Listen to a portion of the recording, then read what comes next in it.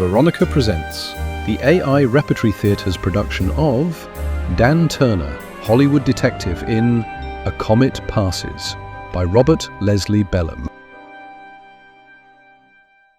I got out of my jalopy and steps toward the closed gate of the ranch house grounds. Then this mean-looking Mex went for his knife. I don't like guys who pull knives on me. Listen, Pedro, or Felipe, or Jose, or whatever your name might be. I don't like the color of your teeth, and I'd just as soon pop you as look at you. Get the hell out of my way. He just stood there glowering at me. I have told you, senor, that you cannot enter this place. Yeah, and I've told you that I'm going in. Now run along before an accident happens to you. A bad accident. The desert's afternoon sun was hotter than a bake oven in hell, and my disposition felt like a fried egg. Moreover, I'd spent nearly a month of damned hard investigation work to get this far, and I wasn't in the mood to have any sweating Mex ranch hand try to stop me now. I took another step forward. He backed up, rested his shoulders against the closed gate leading into the ranch yard. His knife glittered in the sun, and his lips peeled away from his white teeth in a wolfish snarl. Senor, I warned you. I didn't want to pull my Roscoe on him unless I had to. I said, "Listen, Latin. My name is Dan Turner. I'm a private dick from Hollywood, a detective. Compre?" It makes no difference who or what you are, senor. My orders are to keep everyone out of this ranch, including detectives. Nuts, brother. I want to see Nalia Kenton, and I intend to see her right now. There is no Nalia Kenton here, senor. You lie, and you know it. I knew I was right. Knew the Mex was lying. Nalia Kenton was in that ranch house. I'd put in more than 3 weeks tracing her, ever since she'd mysteriously vanished from Hollywood. Finally, by a lucky break, I'd screwed some information out of a real estate agent in San Bernardino. Nalia Kenton had bought this secluded ranch in a hidden valley 1 hour east of Victorville. Why? Only God knew. And I wasn't particularly interested. I just had a job to do, and I was doing it. Nalia Kenton hadn't been a star in Hollywood. She'd been a comet. She'd made just 2 pictures, and the public went nuts over her. Went crazy over her slim figure, her wide, innocent blue eyes, her tawny golden hair. And then, zip. For no apparent reason, she disappeared. That's where I entered the plot. Jake Morrison, executive head of Century Productions, had come to me and hired me to find Nalia Kenton for him. Jake had 2 good reasons for wanting her back in Hollywood. First, because she was the biggest box office smash he'd ever had. Second, because he was dippy in love with her. And so, there I was, in front of the ranch where Nalia was hiding out. And this greaser was trying to run a bluff on me. As I say, I didn't want to pull my Roscoe on him. As far as I know, there was no call for gunplay. No crime had been committed. I had been engaged to find Nalia Kenton for Jake Morrison. I'd found her. Now I just wanted to see her for a minute. Then I'd report to Jake Morrison and let him do the rest. In fact, I'd already wired Morrison from Victorville that I'd practically completed my job. So I grinned now.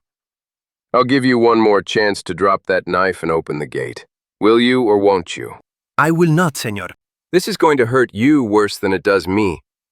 And I made a dive for him. He did what I expected. He tried to slice my windpipe with his chiv, but hell, he was slower than coal tar. I ducked his thrust, closed my fingers around his knife wrist. I twisted. The knife went flying through the air, landed in the dust of the road. Then I doubled my right fist and fed a load of knuckles to the Mexican's kisser.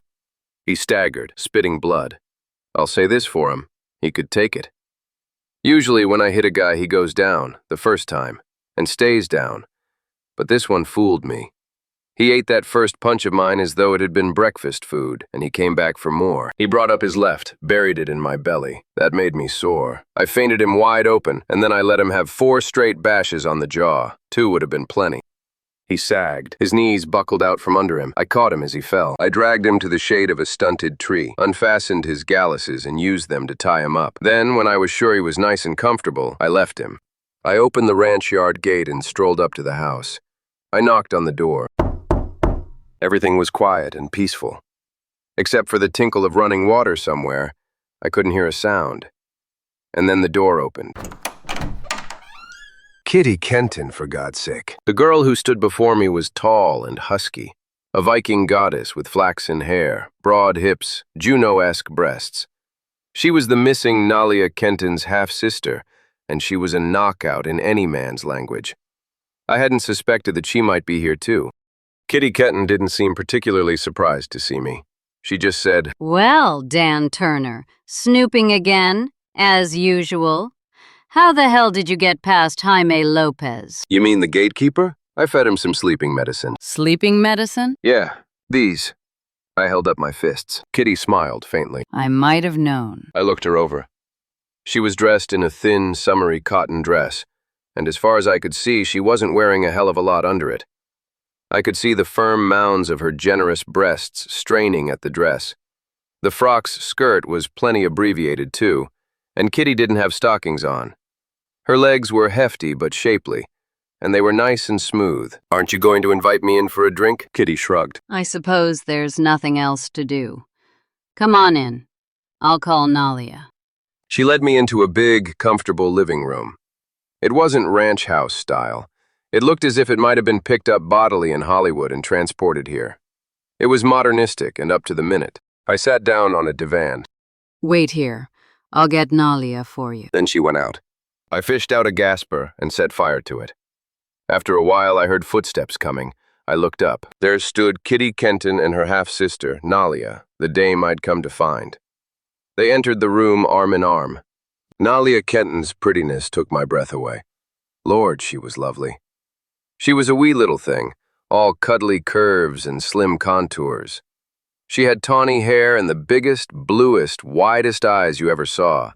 She was dressed in linen shorts and a bandana brassiere. Her skin was the color and texture of cream. Her hips were slender and her breasts were small, like cupcakes. She was delicious. I felt like grabbing her and eating her. She wasn't smiling. She seemed to be looking straight past me, and I could tell she wasn't pleased to see me. "Well, Mr. Turner?" "Nalia Kenton, gosh, you're looking swell." "Thank you." She moved slowly toward a chair, with Kitty still arm in arm with her. Then she sat down, but Kitty remained standing. "I suppose somebody hired you to trace Nalia, eh, Dan Turner? You've got the reputation of never working just for the fun of it." I grinned. "Right-ho. Jake Morrison of Century Pictures hired me. He's been worried to death ever since Nalia pulled the Vanishing Act." "Jake Morrison sent you?" Once more, I got the impression that she was looking straight through me, as if trying to probe my soul. "Yes, he wants you to come back to Hollywood." Nalia shook her head. She fumbled on the table alongside her, found a cigarette. Her half-sister, Kitty, lighted it for her. Then Nalia said, "I'm never going back, Mr. Turner. Never." "Never's a hell of a long time." "Eternity." Nalia Kenton agreed bitterly. Then she leaned forward, flipping ashes on the floor. "Listen, Dan Turner, I want you to do me a favor. Go back and tell Jake Morrison you couldn't find me. Tell him you lost my trail. Tell him anything. But don't let him know where I am. Don't let anybody know." She sounded frantic, almost hysterical. I didn't get it. This all sounds screwy to me. Nalia Kenton bit her lips, closed her blue eyes wearily. I'm through with Hollywood and Jake Morrison and the outside world. I'm never going back. I want the public to forget me. I want to be alone. Alone! Do you understand?" I lighted a fresh fag. "Listen, Nalia, you're asking me to do something impossible. I've got a professional rep to maintain. If I tell Jake Morrison I wasn't able to find you, it'll get whispered around that Dan Turner has lost his grip, hasn't got anything on the ball anymore." I'll pay you $1,000 for just one lie, Dan Turner. $1,000 to keep my hiding place a secret from the world and from Jake Morrison. I frowned. I was thoughtful. I was beginning to wonder what was behind Nalia Kenton's desire to become a recluse from the world at large, and Jake Morrison in particular.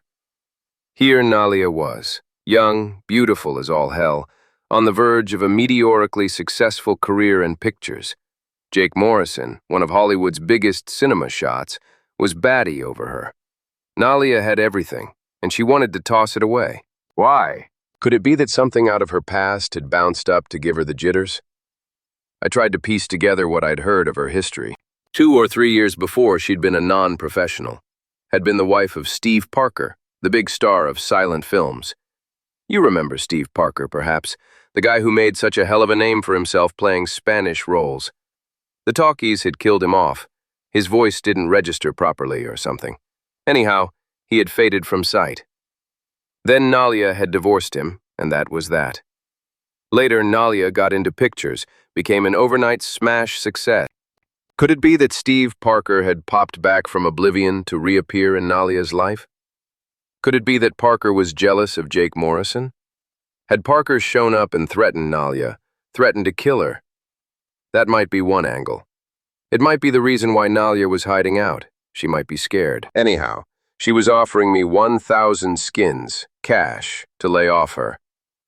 Listen, Nalia, darling, give me a day or so to think things over. Nervously, she ground out the stub of her cigarette against the expensive, polished top of a mahogany end table. You mean you won't betray me? At least for a little while? Not for a little while. And I don't want your dough, at least not yet. Thank you, Dan Turner. Then she got up. And now, if you'll excuse me, I'll go for my afternoon swim. You'll be returning to Victorville immediately? There was dismissal in her voice.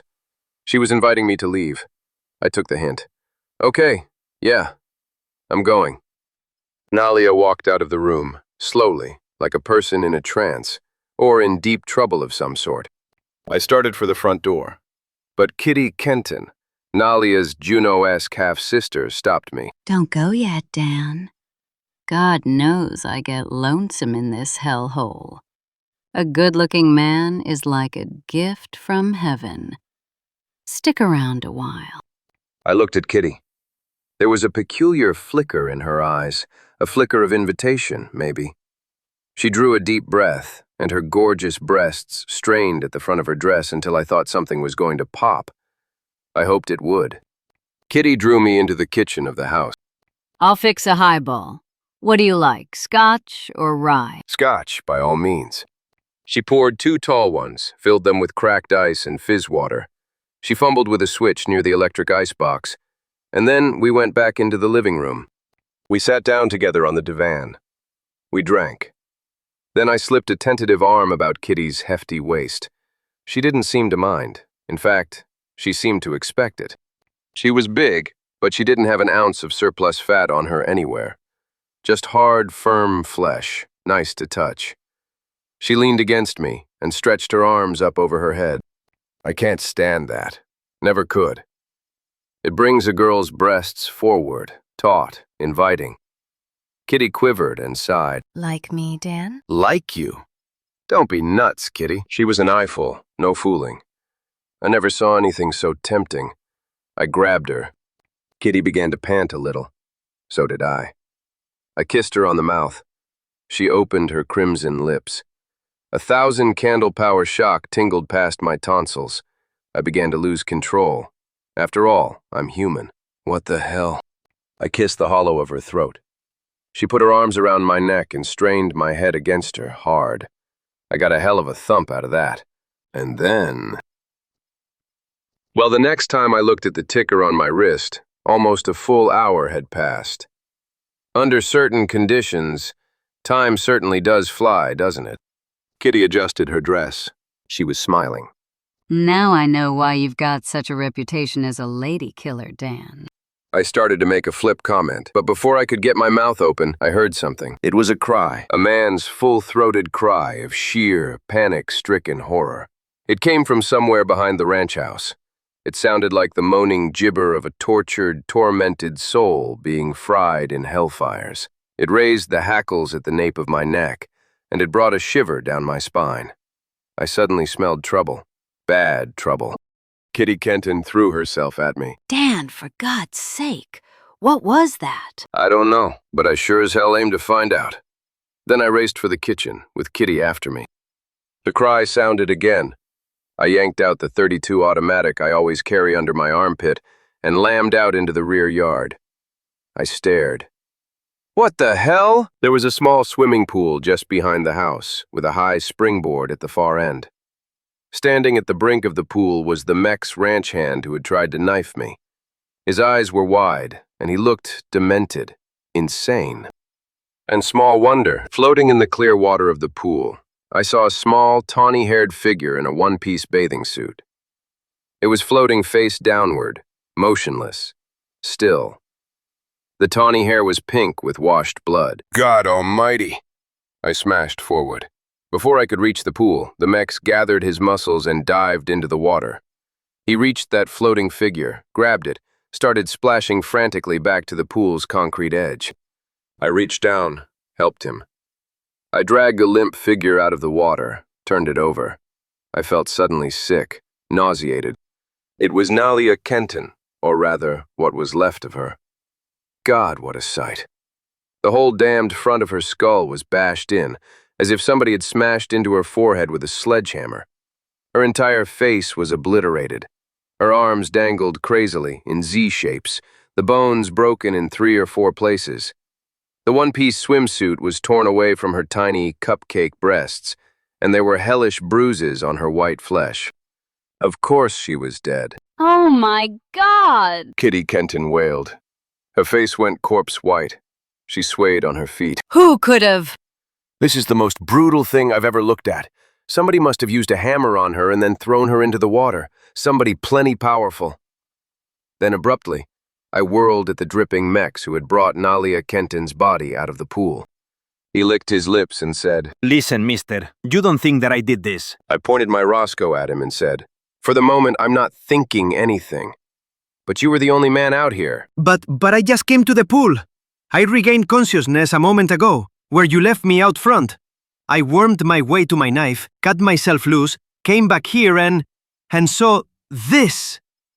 He shuddered as he looked at Nalia Kenton's battered corpse. I didn't believe him. I turned, handed my automatic to Kitty Kenton. I said, Keep this hombre covered. Where are you going, Dan? Into the house to phone the sheriff at Victorville. But we have no telephone. Then stay here anyhow. I'm going to search for the murder weapon. It's probably a big hammer of some sort. If I find it, it will have fingerprints on it.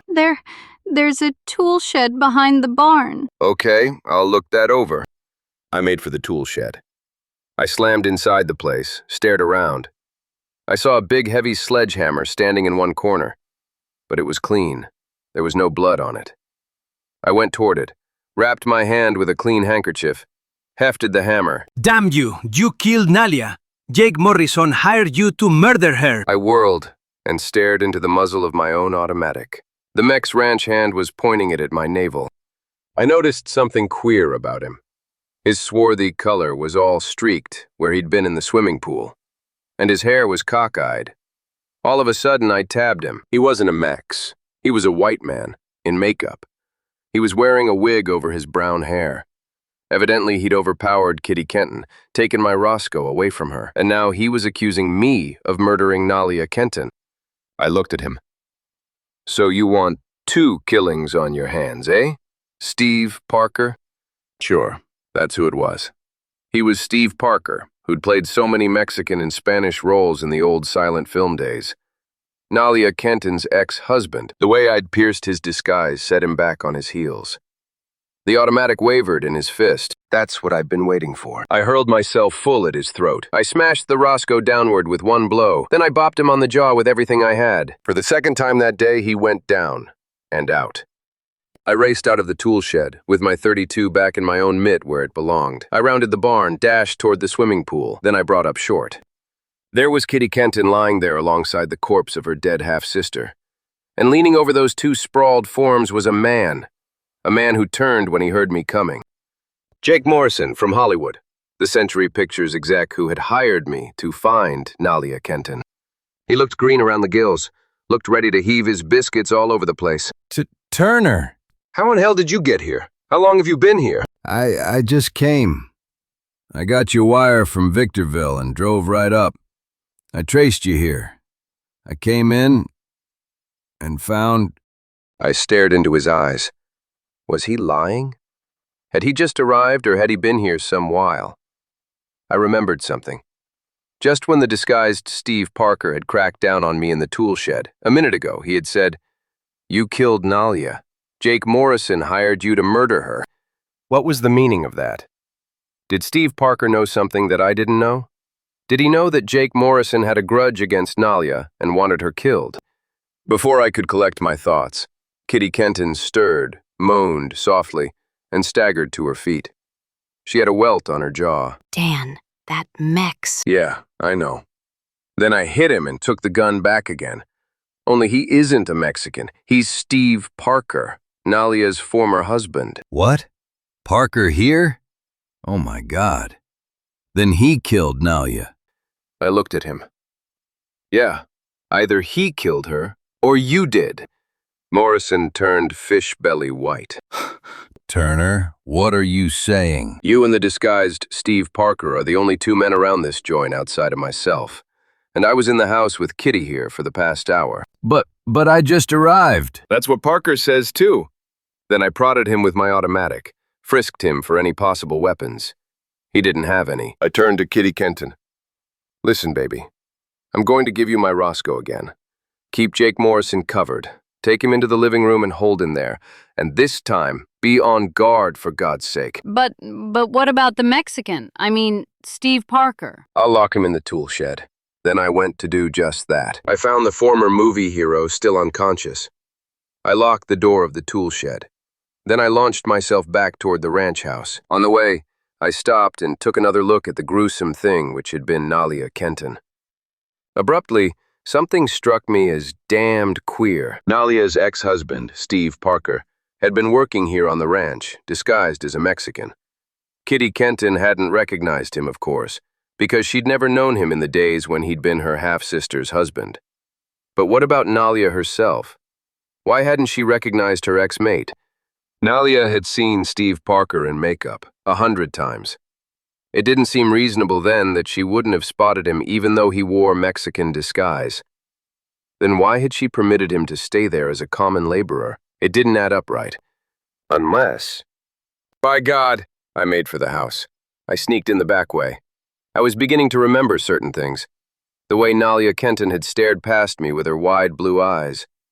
The way she'd walked, as if in a trance. The way she'd crushed out her cigarette on the expensive, polished top of a mahogany end table. Not making a sound, I started upstairs. I found Nalia's room, started pawing through the drawers of her bureau, and I found what I'd hoped to find. It was a letter from a certain doctor in Hollywood, the biggest specialist in his particular field. I read the letter, and suddenly a wave of understanding and of pity surged through me. Pity for the dead Nalia Kenton, who must have gone through hell before she died. I had the answer to my riddle now. I went back downstairs, and I approached the living room where I'd told Kitty to hold Jake Morrison prisoner. I stopped dead in my tracks at the doorway. Kitty Kenton was in Morrison's arms, loving the hell out of him. Take me away from here, Jake. If you love me, take me away. Her lush breasts were pressing into Morrison's chest. Kitty had my automatic still in her hand, but it was pointing toward the floor. "You damned fool!" I roared. Then I sprang. At the same instant, Kitty and Jake lurched apart. I made for Kitty. "Give me that gun, unless you want your sister's murderer to get away clean." You mean? I know who killed Nalia. I snatched my automatic from her fingers. Then I jammed the gun into Kitty Kenton's ribs and said, "Yeah, I know who killed Nalia. You did." Kitty went as white as a sheet. Fear leaped into her eyes. She tried to brazen it out. You must be crazy. Yeah, sure. Crazy like a fox. And if you make one wrong move, I'm just crazy enough to jam this gat into your pretty ear and let you hear it going off. Only you won't hear anything after that. Not with a lead slug in your brain. You're mad. You and I were in this very room when Nalia was killed. You saw her go out of here alive. I didn't leave your side for a single minute after that. And you've already said that Nalia must have been murdered by a powerful man with a sledgehammer. I was wrong. You killed her while you were in this room with me. Her red, kiss-swollen lips curled. Her laugh wasn't pleasant to hear. You damn chump. Maybe I'm a chump. But I've got you dead to rights, baby. You want the whole story? Well, here it is. I set fire to a gasper, blew out a cloud of smoke. I cast a swift glance at Jake Morrison. Jake, you asked me to find Nalia Kenton for you, and to find out why she vanished from Hollywood. Well, this is the reason. Nalia Kenton had gone blind, stone blind. Blind? My God. That's it, blind. And being an actress, with an actress's peculiar psychology, or vanity, she couldn't stand the idea of having her public learn of her condition. She didn't want pity. She just wanted to hide away from the world. That's why she came here with her sister, her half-sister, rather. Kitty snarled at me. Nalia came here to accustom herself to her new condition. She had enough money to live on, and she had the determination to make the best of things. She got so that she could move about this house with comparative ease. Blind people learn such things fast. Nalia had received a letter from her eye specialist, telling her that her blindness was permanent. I've got the letter in my pocket. So Nalia started living her new, changed life. And meanwhile, her former husband, Steve Parker, somehow learned just how matters stood. He came here disguised as a Mex, got a job as a ranch hand. Nalia didn't recognize him because she couldn't see him. And Parker loved Nalia, just wanted to be close to her. Then what? Well, Nalia was determined to be as normal as possible, even to the extent of taking a daily plunge in her private swimming pool outside. Kitty Kenton saw what was coming. Damn you, Turner! I slapped her across the mouth, hard. Shut up. Today, Kitty decided to murder her sister. Why? Because Kitty was in love with you, Jake Morrison. She wanted you. And with Nalia out of the road, she might get you. I see. When I arrived at the ranch house this afternoon, I heard water running. Do you know what it was? No? Well, I'll tell you. Kitty was letting the water drain out of the swimming pool. A little later, Nalia, totally blind, mind you, went for her swim. She climbed up on that high springboard and dived straight into the concrete bottom of the empty pool. That's what killed her. Jake Morrison's lips were white. God in heaven. Nalia, my pretty Nalia. Then Kitty used her feminine tricks to keep me here because I'd be an alibi for her. When we were in the kitchen getting a highball, she flipped a switch. I thought it was a switch to the electric icebox, but now I know it turned on the water pump outside and refilled the swimming pool with water. Nalia's corpse floated to the surface. It looked as if she'd been killed with a hammer, and her body thrown into the pool. That's what Kitty wanted us to think. And she might have got away with it if I hadn't accidentally figured out that Nalia had been blind. Kitty sank into a chair, and her eyes were bitter with defeat. You've got me, Turner. We hope you enjoyed AIRT's production of Dan Turner, Hollywood Detective, in A Comet Passes. Follow and subscribe to get early access to all of Dan Turner's cases.